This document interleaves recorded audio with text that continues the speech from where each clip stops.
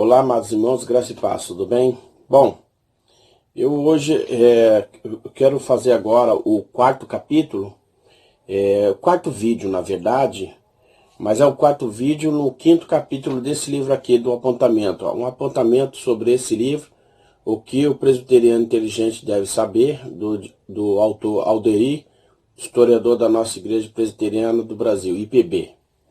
Bom, o livro tem 28 capítulos, 28 temas, mas eu vou pular alguns, porque eu quero fazer só apontamentos de algumas partes do livro. Bom, a de hoje, sendo o quarto vídeo, é o quinto capítulo, que fala os 5 pontos calvinistas, né? Estávamos falando sobre calvinismo, então os 5 pontos calvinistas. Eu vou ler um pouco para depois a gente fazer alguns apontamentos. O texto diz assim: João Calvino faleceu no dia 27 de maio de 1564, antes de completar 55 anos de idade. Não teve uma vida muito longa, mas realizou uma grande obra. Além de suas atividades políticas, administrativas e eclesiásticas, Calvino foi um grande teólogo. Após a morte de Calvino, alguns teólogos, sob a influência das tradições humanistas, passaram a questionar algumas doutrinas formuladas por ele. Entre eles se destacou Jacó Armínio, que nasceu em 1560 e morreu em 1609. O Jacó Armínio, que era professor da Universidade de Leiden, na Holanda, ele era um professor também, ele era calvinista também. Só que ele discordava de alguns pontos do calvinismo. O sistema de doutrina elaborado por Armínio, em oposição à doutrina formulada por Calvino, é conhecida como arminianismo. Então, quando a gente fala assim de uma Assembleia de Deus, uma quadrangular, até mesmo a Batista, a gente fala que eles têm uma teologia arminiana. Por quê? Porque vem dessa tradição, desse teólogo, que é do período de Calvino, que era contrário aos pensamentos, não contrário a todos os pensamentos de Calvino, mas contrário a alguns pensamentos de Calvino, alguma sistematização doutrinária de Calvino. Então, e após a morte desse teólogo, né, que é Jacó Armínio, os seus seguidores, eles começaram a apresentar documentos de contradição, documentos contrários à teologia reformada calvinista. Então, eles eram chamados de representação, ou eram chamados de remonstrante. Então, eles eram os remonstrantes. Remonstrar é representar. Eles representavam a Assembleia do seu local, né, de origem, no caso aqui Holanda, eles representavam insatisfação sobre determinadas teologias, sobre determinados pontos da teologia calvinista dasquelas igrejas, que eles mesmos eram participantes e líderes. Então, a divulgação da remonstrância, né, da representação, gerou grande controvérsia entre os protestantes dos Países Baixos. Uns se posicionavam ao lado de Calvinos, outros ao lado de Armínios. Por isso foi convocado um sínodo para tratar do assunto. Então, nos Países Baixos, havia essa insatisfação teológica sobre os pontos calvinistas, sobre os temas calvinistas. E aí precisou haver uma reunião, que a gente chama ela de concílio, para que decidisse esse impasse de que uns apoiavam o pensamento de Calvino, outros apoiavam o pensamento desse líder, que era professor também de universidade e que tinha um pensamento diferente, que é o Jacó Armínio. Então, essas pessoas que concordavam com ele já eram chamadas então de arminianas. Por isso foi convocado um sínodo para tratar do assunto. E esse sínodo ele foi feito na cidade dos Países Baixos, na Bélgica e Holanda, né? Nos Países Baixos, que é uma cidade chamada Dort. Por isso é chamado de Sino de Dort. Então foi reunido em dia 13 de novembro de 1618 essa deliberação sobre os assuntos. E o que é que ficou sendo deliberado sobre esses assuntos que os apoiadores de Armínio tinham muitas ideias. E nessa reunião foi deliberado 5 pontos sobre o que se deve crer a partir dessa reunião. Os 5 pontos dos arminianos foram rejeitados. Eles tinham 5 pontos a discutir. E esses 5 pontos principais, eles foram rejeitados pelo Sínodo de Dort. A rejeição dos 5 pontos deles é a afirmação dos 5 pontos que são chamados de 5 pontos calvinistas. Então eu vou explicar isso melhor. Então a resposta dada pelo Sínodo aos remonstrantes ficou conhecida como 5 pontos calvinistas. Veja, os 5 pontos calvinistas não são 5 pontos do Calvino. São 5 pontos de uma argumentação sobre um aspecto, sobre a linha calvinista, sobre a teologia reformada calvinista. Nesse sentido, não foi Calvino que criou os 5 pontos calvinistas, os 5 pontos.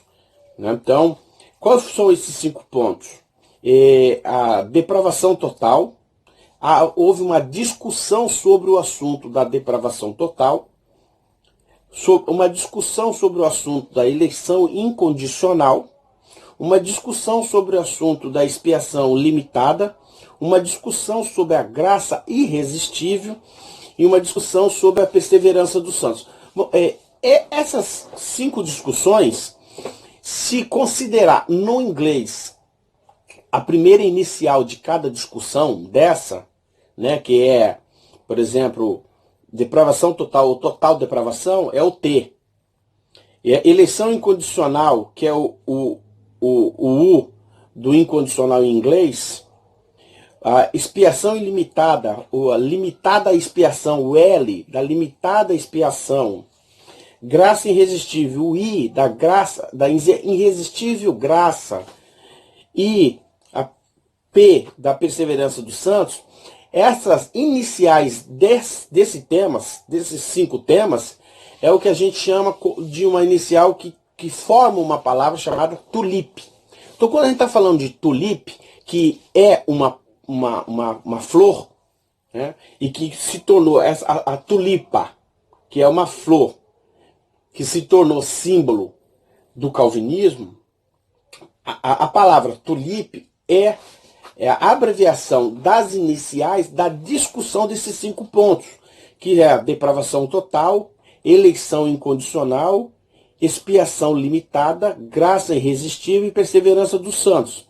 Bom, eu não vou entrar em detalhe em todos eles, mas eu vou dar uma explicação bem en passant mesmo. O livro está aqui, recomendo, tem N outros livros que falam sobre o assunto, e recomendo aos amados irmãos que em breve possam comprar o livro e ler esse livro aqui, que vale muito a pena. Mas esses 5 pontos do Sínodo de Dort vai responder àqueles que são contrários ao pensamento calvinista esses 5 pontos principais. Qual era a grande questão daqueles que fizeram representação aos seus líderes numa assembleia sobre a discordância? Por isso eles são os representadores, ou mais conhecido como remonstrante, né?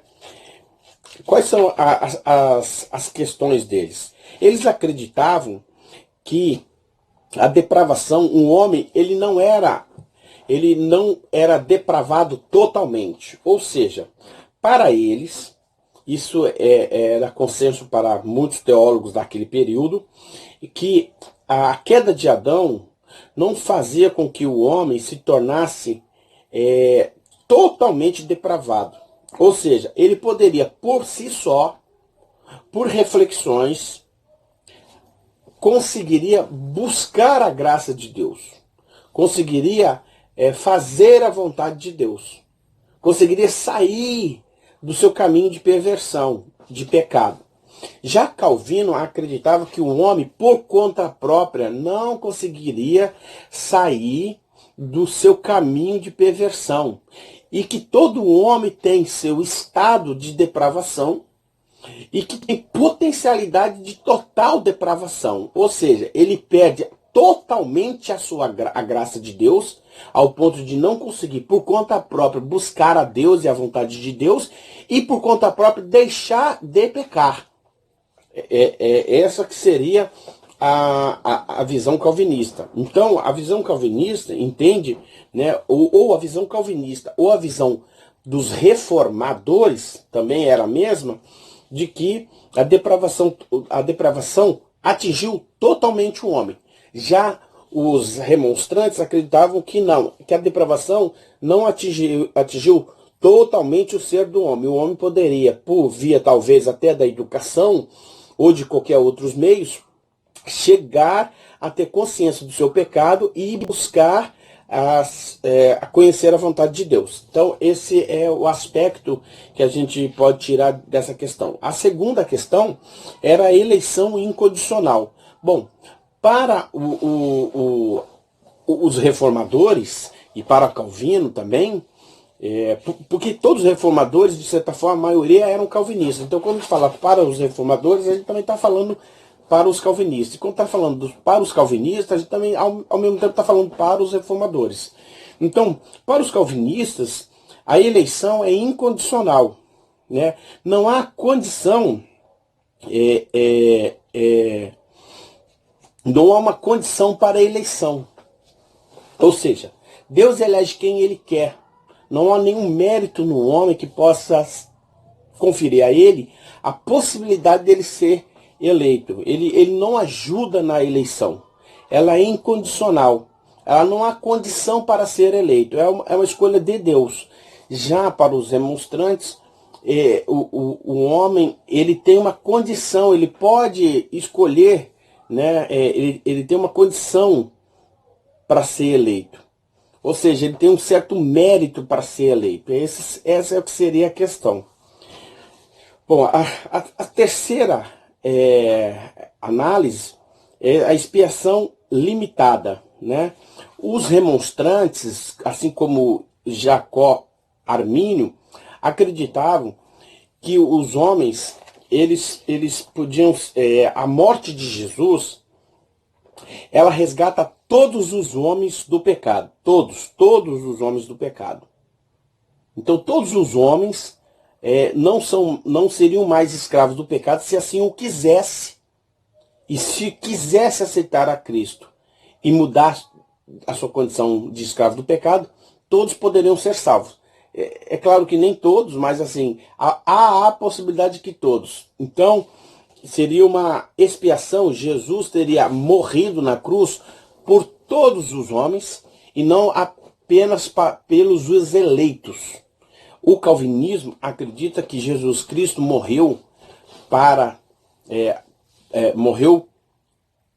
os eleitos, para remir os eleitos, e não remir todos os homens. Essa que seria a nossa confissão calvinista. Isso é bom explicar, porque às vezes há muitas pessoas dentro da igreja IPB que não compreendem esse assunto e nem sequer sabia desse assunto. Então, essa é a abordagem calvinista. O quarto ponto é a graça irresistível. Ora, para os calvinistas, para Calvino, para os reformadores, a graça, uma vez que é Jesus, é Deus, que busca o homem do pecado, o seu buscar, o seu agir, a iluminação da verdade pelo Espírito Santo na vida do indivíduo, a vivificação do indivíduo que está totalmente morto no pecado, e ele está revivendo pela operação do Espírito Santo, pela eleição de Deus, a sua fé se torna eficaz por Cristo, pela operação do Espírito Santo e não por ele. O que se entende é que o homem que aceita Jesus, que a graça quando chega a esse homem, ela chega irresistível. Ou seja, o indivíduo que ouve a graça de Deus e no ouvir, sendo eleito, compreende e sendo eleito, aceita, ele aceita por uma questão irresistível. Não é possível resistir à graça de Deus. Não é possível rejeitar a salvação. É isso que o texto está querendo dizer, os textos calvinistas. Os remonstrantes são contrários a esses pensamentos. Para eles, o que acontece? Para eles, o homem pode ouvir o evangelho, entender e compreender a graça de Deus e não querer aceitar. Então, para eles, eles entendem então que a expiação é ilimitada. Deus morre por todos, mas nem todos vão aceitar a graça. Vão entender que a graça da salvação, da expiação, ela é resistível, não é interessante. Então, essa que seria a questão. Alguns homens não achariam ela interessante. Desejariam, compreenderiam a graça, compreenderiam o plano de salvação, mas acharia isso desinteressante, resistível, resistiriam à salvação. Esse seria o pensamento dos arminianos. O quinto e último seria a perseverança dos santos. O que seria a perseverança dos santos? O texto aqui vai explicar um pouquinho cada um, mas eu não vou ficar lendo tudo para os irmãos, senão a gente gasta, além de gastar muito tempo, fica talvez até enfadonho para os amados. Eu vou só ler essa parte aqui da perseverança dos santos, que fala de um teólogo que nós gostamos muito, que os calvinistas gostam muito, a IPB gosta muito, que é Lois Berkhoff, que diz assim: o teólogo Lois Berkhoff definiu a doutrina da perseverança dos santos. Aí ele diz: como a contínua operação do Espírito Santo no crente, pelo qual a operação da graça divina, iniciada no coração, tem prosseguimento e se completa. O que ele quer dizer aqui com isso? O que é perseverança dos santos?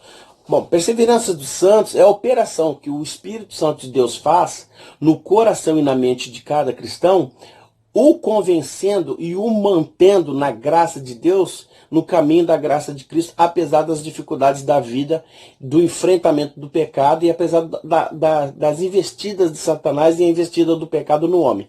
Ou seja, resumindo, seria o seguinte: para os remonstrantes, o cristão pode perder a salvação.